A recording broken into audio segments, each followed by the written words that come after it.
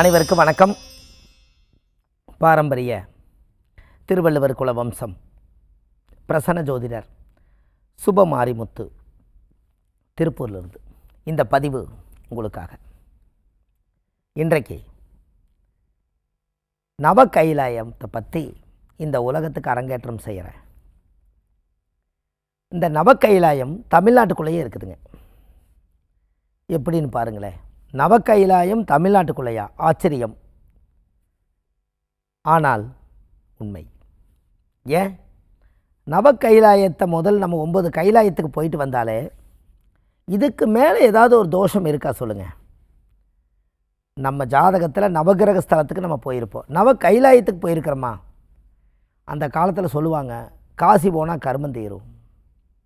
கைலாயம் போயிட்டு வந்தாச்சுன்னா இதுக்கு மேலே ஒன்றுமே இல்லை, நம்ம சந்ததிகள்லாம் நல்லா இருக்குன்னு தான் கைலாயம் போவாங்க. அப்பேற்பட்ட கைலாயம் நம்ம ஜாதகத்தில் எங்கே இருக்குதுன்னு கேட்டிங்கன்னா நம்ம தமிழ்நாட்டுக்குள்ளே ரகசியமாக இருக்குது. அந்த பதிவை எடுத்து தான் இந்த உலக மக்களுக்காக நம்ம கொடுக்க போகிறோம். அப்படின்னா பாருங்கள். அப்போது ஜாதக ரீதியாக நம்ம 4வது, அதாவது நவகிரக நவ கைலாயத்தில் 4வது கைலாய கோயிலை பற்றி தான் இன்றைக்கி நம்ம பார்க்க போகிறோம். பாருங்கள், இந்த கைலாய கோயில்களில் போய் முன்னோர்களுக்கு தேவையான பிண்ட தர்ப்பணங்கள், எள்ளு தர்ப்பணங்கள்லாம் கொடுத்து, அவங்களுக்கு திதி கொடுத்து, தர்ப்பணம் கொடுத்து, மோட்ச தீபம் ஏற்றி வணங்கிட்டு வரணும். இது 4வது கோயில். முதல் கோயில் சூரியன் ஸ்தலம், 2வது கோயில் சந்திரன் ஸ்தலம், 3வது நவ கைலாயம் செவ்வாய் ஸ்தலம், இது 4வது புதன் வராது, ராகு ஸ்தலம். நவ கைலாயத்தில் 4வது கைலாயம் ராகு ஸ்தலம். இந்த ராகு ஸ்தலம்ங்கிறது இந்த மக்களுக்கு ஒரு பெரிய விஷயம் அல்லவா? அப்போ இதை நம்ம தெரிஞ்சுக்கணும் அல்லவா? பொங்கலுடைய முன்னோர்கள் இதையெல்லாம் உருவாக்கி வச்சுட்டு போயிருக்காங்க. நம்ம ஏன் இதை தெரியப்படுத்தக்கூடாது? அப்போ இது மூலிமா நம்மளுக்கு எத்தனையோ விஷயங்கள் கிடைக்கும் அல்லவா? அதுக்குத்தான் நவ கைலாயத்தில் 4வது கைலாயம் பசுவுக்கே தோஷம் நிவர்த்தி வண்ண ஸ்தலம். அது கோத பரமேஸ்வரர். திருநெல்வேலி மாவட்டத்தில் கோத பரமேஸ்வரர், கோன்னா பசு, பரமேஸ்வரர், கோத பரமேஸ்வரர் கைலாசநாதர் கோயில். இந்த கோத பரமேஸ்வரருங்கிறது கைலாசநாதர் கோயிலில் என்னென்னா, பசுவுக்கே தோஷம் நிவர்த்தி வண்ண ஸ்தலம் கோத பரமேஸ்வரர். கோன்னா பசு, அதாவது பூமாதேவிக்கே தோஷம் இருந்து நிவர்த்தி வண்ண ஸ்தலம் கோத பரமேஸ்வரர். அப்படின்னா பாருங்கள், பூமாதேவிக்கே, இந்த பூமாதேவிக்கு தோஷம் இருந்துருக்குது. அந்த பூமாதேவி தோஷத்தை நிவர்த்தி பண்ண ஸ்தலம் தான் 4வது கைலாயம். அப்படின்னா பாருங்கள், கோத பரமேஸ்வரர் கோயில். இது திருநெல்வேலி மாவட்டத்துக்குள்ளே தான் இருக்குது. இன்னும் திருநெல்வேலி தூத்துக்குடி எல்லாம் 50 கிலோமீட்டர் தான். ஆனால் இதுக்குள்ளேயே மாவட்டத்தை பிரிச்சுட்டாங்க. ஆனால் நம்ம கூகுளில் எடுத்தோம்னா கோத பரமேஸ்வர கோயில் பார்த்திங்கன்னா 4வது கைலாய கோயிலாக வரும், ராகுஸ்தலமாக வரும். இந்த ராகுஸ்தலம் நம்ம சொல்லிட்டோம். இந்த இடத்துல நீங்கள் யோசிங்க, ராகுஸ்தலமாக இருந்தால் அப்போ யாருக்கெல்லாம் ராகு கேது தோஷம் இருக்கிறதோ, யாருக்கெல்லாம் லக்கணத்துக்குள்ளே ராகு 7ல் கேது இருக்குதோ, யாருக்கெல்லாம் 2 ராகு கேது இருக்குதோ, யாருக்கெல்லாம் ராகு திசை நடக்குதோ, யாருக்கெல்லாம் ராகு புத்தி, ராகு அந்தரம், ராகு சூட்சமம் நடக்குதோ, அத்தனை பேரும் 4வது கைலாய கோயிலில் போய் நதியில் குளிச்சுட்டு அந்த ராகுஸ்தலத்தில் போய் அந்த சிவனை வழிபாடு பண்ணி முன்னோர்களுக்கு மோட்ச விளக்கு ஏற்றி சாமி கும்பிட்டு வந்தால் உங்களுக்கு ராகு உடைய தோஷம் நிவர்த்தியாகும். எப்படி? இதை சொல்கிறதுக்கு ஒரு ஜோசியர் வேணும், பார்த்துக்கங்க. ஏன் இந்த ஹிஸ்ட்ரியை படித்து நம்ம மெமரிக்குள்ளே கொண்டு போய் வச்சு உலக மக்களுக்கு கொண்டு போய் இதை அறிவிக்கிறதுக்கு முதல் கடவுள் கொடுத்த ஞானத்தை, அந்த ஞானத்தால் உங்களுக்கு கிடைக்கிறதுக்கு முதல் நம்ம முன்னோர்களுக்கு நன்றி செய்யணும். இல்லாட்டி இவ்வளவு எப்படி படித்து மனப்பாடம் பண்ண முடியும் சொல்லுங்கள்? இப்படி புக்கை பார்த்து படித்து சொன்னால் ஒருத்தர் எழுதியிருக்கிறத நம்ம படித்து உங்களுக்கு ஒப்படைச்சிடலாம்.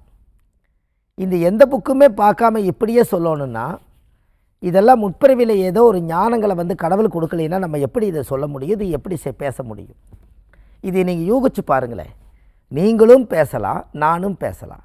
அப்போ நீங்கள் பேசினாலும் உங்களுக்கு அந்த ஞானம் வேணும் அல்லவா? இதுதான் முன்னோர்கள் கும்பிடுங்கன்னு சொன்னாங்க. இந்த முன்னோர்களை கும்பிட்டா இந்த ஞானத்தில் என்னென்ன தோஷங்கள் இருந்தாலும் அடிபட்டு போயிடுமா. அப்போ இதை கிளியர் பண்ணி கொடுக்கணும் அல்லவா. அப்போ இதை நம்ம சரியான முறையில் நம்ம வாழ்க்கையில் அடுத்த லெவலுக்கு நீங்கள் போகணும், நல்லா இருக்கணும், இடம் தட வீடு வாசல் வாங்கி நல்லா இருக்கணும். இந்த ஜாதகத்தில் பார்த்தீங்களா, 4வது கைலாய கோயில் தமிழ்நாட்டில் இருக்குது. இதில் பூமாதேவி தோஷம் நிவர்த்தி ஆகுதுன்னா அப்போ யாருக்கெல்லாம் பூமி பிரச்சனை இருக்குதோ அவங்க ஒரு முறை அந்த கோயிலுக்கு போயிட்டு வந்தால் பூமி அவங்களுக்கு நிலச்சி நிற்குமா.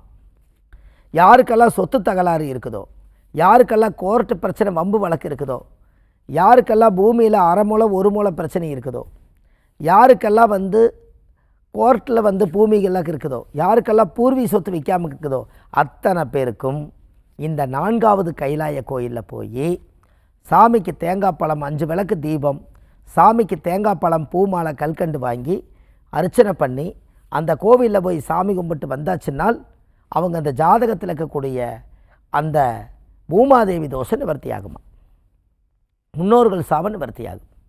21 தலைமுறைக்கும் பாவங்கள் வராதான். எல்லாமே மனித பிறவி எடுத்து நீங்கள் அந்த 4வது கைலாய கோயிலில் போய் வழிபாடு பண்ணிட்டு வந்தால் நல்லா இருக்குமா.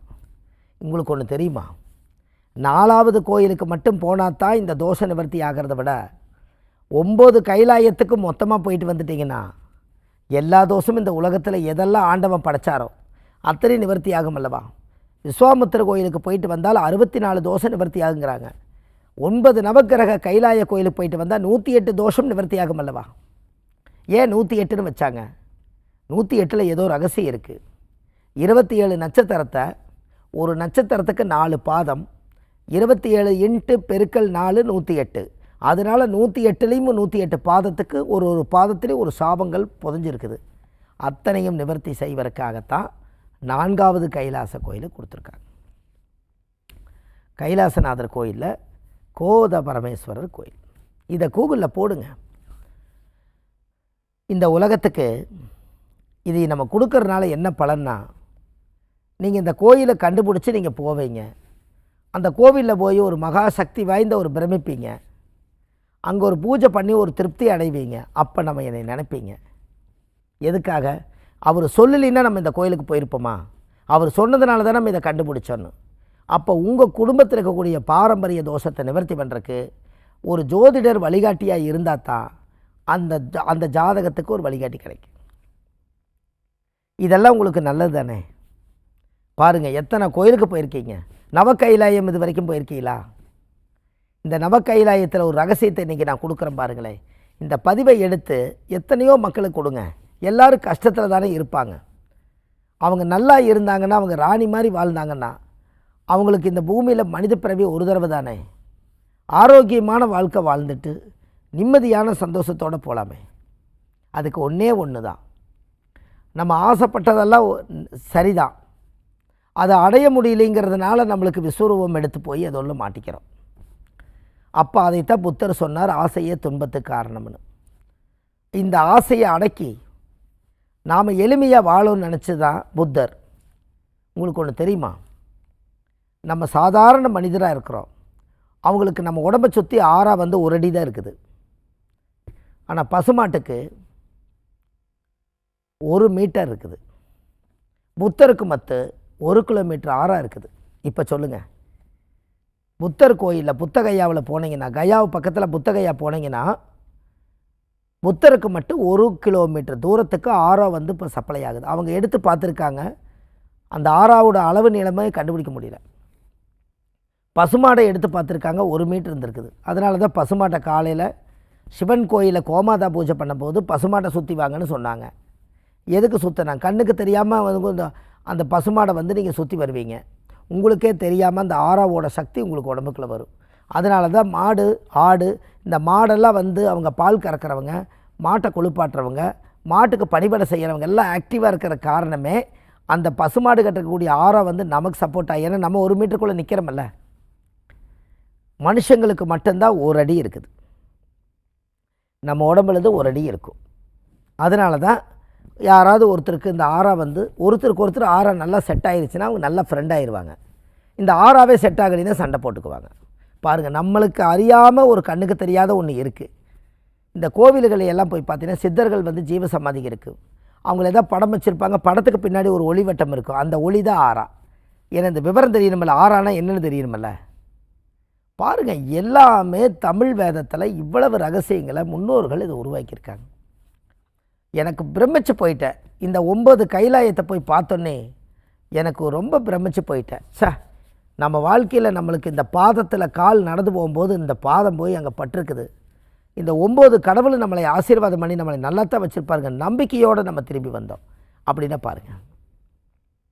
அப்போ 9 கைலாயத்தை நீங்களும் போய் பார்க்கணும் அல்லவா? அதான் நவ கைலாயம் என்று பொருள். நவம் என்பது 9. இந்த நவம்னா எப்படி வந்தது? பிரதமை, துதிகை, திருதிகை, சதுர்த்தி, பஞ்சமி, சப்தமி, அஷ்டமி, நவமி. அப்போது இதுலேருந்து என்ன வருது? சதுர்த்தி, சப்தமி, அஷ்டமி, நவமி வந்தால் 9. 9ன்னா என்ன? நவம். இந்த நவமிங்கிறது மீனா 4, அதை நவமின்னு வச்சாங்க. நவம்னா 9, மீனா 4, 9வது நாளுன்னு வச்சாங்க. பிரதமையிலிருந்து எடுத்தால் நவமி 9வது நாள் வச்சாங்க. அதைத்தான் நவ கைலாயன்னு வச்சாங்க. 9 கைலாயத்துக்கு 9 லிங்கத்தை கைலாசநாதரை பிரதிஷ்டை பண்ணிட்டாங்க. அப்போ அந்த பூமிக்கு அடியில் ராகு ஸ்தலமாக உருவாக்கிட்டாங்க. பாருங்கள், ராகு வந்துட்டார். சூரியன், சந்திரன், செவ்வாய், ராகு முடிஞ்சது. இன்னும் 5 கோவில் இருக்குது. அந்த 5 கோவிலை உலகத்துக்கு கொடுத்துடலாம். அத்தனையும் தெரிஞ்சிட்டாங்கன்னா நம்ம போக முடியாத இடத்துக்கு நீங்கள் போயிட்டு வருவீங்கள்ல. எல்லாமே அந்த காலத்தில் முன்னோர்கள் இதை உருவாக்கியிருக்காங்க. இதை நம்ம தெரிஞ்சுக்கிட்டோம்னாலே போதும். அப்போது ஆதி காலத்தில் முன்னோர்கள் இதை உருவாக்கியிருக்கனால இது வழியாக தான் பிரச்சனைகள் எல்லாம் சரி பண்ணியிருக்காங்க. அப்போ மூதாதிகளுடைய ஆசீர்வாதம் உங்களுக்கு இருக்கா இல்லையா சொல்லுங்கள். நீங்கள் உங்களால் ஜெயிக்க முடியும் உங்கள் ஜாதகத்தை. அப்படின்னு என்ன? உங்களால் முடியும். நம்ம ஜாதகமே கெட்டு போச்சுங்க, நான் திசாபுத்தியே கெட்டு போச்சு, நான் இனிமேல் வாழவே மாட்டேன், நீங்களே முடிவு பண்ணிட்டீங்கன்னா கடவுள் ஒன்று முடிவு பண்ணி வரல. நம்மளுக்குள்ளே இருக்கக்கூடிய ஆதங்கம், மனசாட்சி நம்மளுக்குள்ளே ஒன்று பேசும். மனசாட்சிக்கு மேலே இந்த ஆத்மாவை உருவாக்குனது கடவுள். இந்த கடவுள் ஒன்று உங்களுக்கு கரெக்டாக கணக்கு போட்டு எந்தெந்த காலங்களில் உங்களுக்கு என்ன கொடுக்கணும், எப்போ உங்களுக்கு வீடு வாசல் கொடுக்கணும், எப்போ மனைவி மக்களை கொடுக்கணும், எப்போ தொழிலை கொடுக்கணும், எப்போ வசதியை கொடுக்கணும், எப்போ வருமானத்தை கொடுக்கணும், எப்போ உங்களுக்கு வாழ்க்கையில் நல்லதை கொடுக்கணும்னு படைச்ச இறைவனுக்கு தெரியும். எப்படி? படைச்ச கடவுளுக்கு தெரியும். எமது தேவை என்னவென்று படைத்த உனக்கு தெரியும். எப்படி? எமது தேவை என்னவென்று படைத்த உனக்கு தெரியும். தெரியாமல் போயிருமா? சொல்லுங்கள். நாம் அது தெரியாமல் நம்ம என்ன பண்ணிடுறோம்னா 100 நாள் கிரமிச்சு ஒரு பொருள் நம்ம கையில் கிடைக்க வேண்டியதை 10 நாளில் கிடைக்கிறதுக்கு ஷார்ட்கட் வழி என்னமோ அதில் ஓடி போகிறோம். ஆனால் விதி என்ன பண்ணுது? 100 நாள் இழுத்து விட்டுருது. நம்ம அவசரம்தான் படுறோம். அப்போ இதெல்லாம் நினச்சி பார்த்தா வாழ்க்கையில் ஏதோ ஒரு நல்ல விஷயம் நம்மளுக்கு நடக்க போகுது. அது நல்லது எங்கே நடக்குதுன்னு மக்கள் தேடுறாங்க. அது தேடினா பத்தாது, அதை அனுபவிக்கணும் அல்லவா? அதுக்கு நீங்கள் கண்டிப்பாக உங்கள் வாழ்க்கையில் இந்த கைலாய கோயிலுக்கு நீங்கள் போயிட்டு வாங்க. நவ கைலாய கோயிலுக்கு நீங்கள் போயிட்டு வாங்க. வாழ்க்கையில் நீங்கள் எப்படி இருக்கீங்கன்னு பாருங்களேன். சார், ஒரே முறை 9 கோயிலை சுற்றி பார்க்குறக்கு 9 கோயிலையும் பார்த்தாச்சுன்னா அதுக்கப்புறம் நீங்கள் காசிக்கு நிகரா, கயாவுக்கு நிகரா, இமயமலையில் இருக்கக்கூடிய கைலாயத்துக்கு நிகரா, பத்ரநாத் கேதார்நாத்துக்கு நிகரா இந்த கோயிலுக்கு போயிட்டு வந்தால் அவ்வளோ புண்ணியம் அதில் இருக்குது. எல்லாமே ஒவ்வொரு கைலாய கோயிலையும் நதியில் குளிச்சுட்டு மோட்ச தெய்வ விளக்கு ஏற்றுங்க. முன்னோர்களை நினச்சி விளக்கு ஏற்றுங்க. நான் ஆதிகால பரிகார புத்தகம் எழுதியிருக்கேன். அதில் பாகம் 2 வருது. அதில் ஒரு வார்த்தை எழுதியிருக்கேன், முன்னோர் ஜென்ம பாவத்தை தீர்க்க இன்னொரு ஜென்மம் எதற்கு அப்படின்னு. என்னங்க? முன்னோர் ஜென்ம பாவத்தை தீர்க்க இன்னொரு ஜென்மம் எதற்கு அப்படின்னா கேள்வி வச்சுட்டோம். எதுக்குன்னா அதே அடுத்த பிறப்பு இந்த உருவத்தோடு நம்ம பிறப்போம்னு என்ன நம்பிக்கை? அதனால் முன்னோர் ஜென்ம பாவத்தை தீர்க்க இன்னொரு ஜென்மம் எதுக்கு? இந்த ஜென்மத்திலே எல்லாத்தையும் முடிச்சிடலாமே, கம்ப்ளீட் பண்ணிடலாம் இல்லைங்கன்னு.